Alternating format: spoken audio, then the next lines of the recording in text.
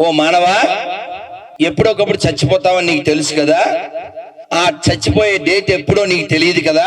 ఈ లోపల ఏమన్నా చెయ్యి, నీ కోసం, కుటుంబం కోసం, దేశం కోసం, ధర్మం కోసం, దైవం కోసం. ఇదే మాట దాని మీద ఇట్లే ప్రింట్ చేస్తున్నాం. ఎందుకు?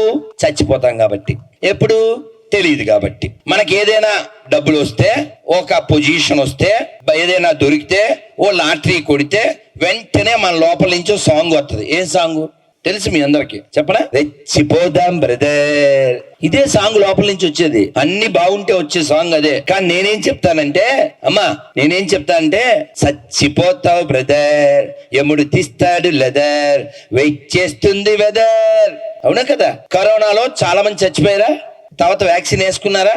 అవునా? నేను వ్యాక్సిన్ వేసుకోలే, ఎందుకంటే సావనం సస్తానం రెండు వాళ్ళ చేతుల్లో లేదు. అది ఎవడు పుట్టించాడో వాడి చేతిలో ఉంది. మన జాగ్రత్తలో మనం ఉండాలి. కానీ చచ్చిపోయిన వాళ్ళంతా కరోనా వల్ల చావలే, కేవలం దేని వల్ల చచ్చిపోయారు?